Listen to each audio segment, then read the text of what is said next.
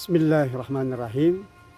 Sahabatku, sebagian di antara kita seringkali beranggapan seakan-akan hilang atau bahkan terputus keinginan dan harapan untuk berbakti kepada orang tua di saat mereka sudah berpulang menghadap Allah Subhanahu wa taala.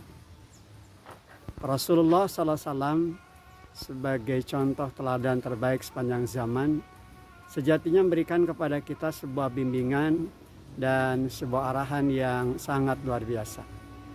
Bagaimana setiap anak sejatinya masih memiliki peluang, masih memiliki kesempatan terbaik bagi mereka untuk bisa berbakti kepada kedua orang tuanya sekalipun mereka telah berpulang menghadap Allah Subhanahu wa taala.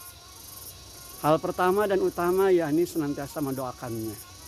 Mendoakan dalam makna tentu saja senantiasa menghadirkan zikir dari lisan yang bersih, dari lisan yang bening untuk mendoakan kemuliaan, rahmat dan maghfirah Allah Subhanahu wa taala bagi kedua orang tuanya atau salah satu di antara mereka yang telah berpulang menghadap Allah Subhanahu wa taala. Yang berikutnya tentu saja terkait dengan doa adalah bagaimana memahamkan kembali perbuatannya agar apa yang dilakukan di dalam kesehariannya tidak menjadi sumber fitnah bagi orang tua. Hal kedua adalah bagaimana kita senantiasa meneruskan kebaikan-kebaikan dari kebiasaan almarhum atau almarhumah dikala ketika mereka masih hidup.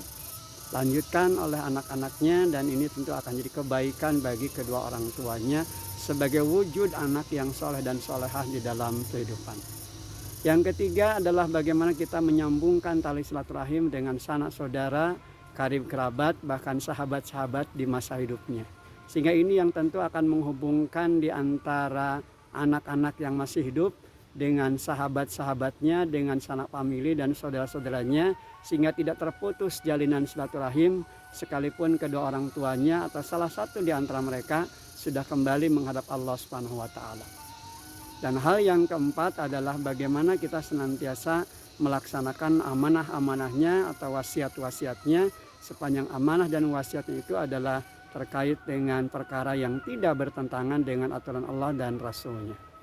Inilah 4 perkara penting yang sejatinya harus kita bangun dalam kehidupan kita, bagaimana terus dan meneruskan kebaikan kita kepada kedua orang tua kita atau salah satu di antara mereka yang sudah berpulang menghadap Allah Subhanahu wa taala. Bagi mereka yang masih hadir kedua orang tuanya atau salah satu di antara mereka, maka beruntung dan bersyukurlah kepada Allah karena ini adalah peluang baginya untuk bisa menjak jalan surga yang Allah janjikan.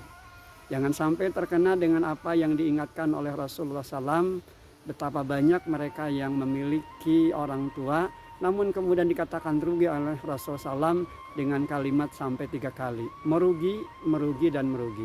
Para sahabat bertanya, siapa yang merugi ya Rasul?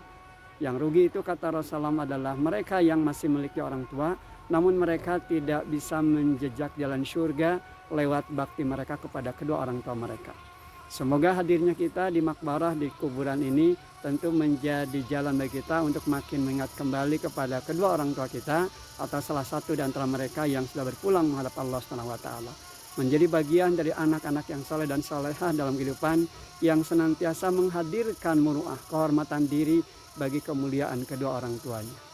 Walhamdulillahirabbil alamin.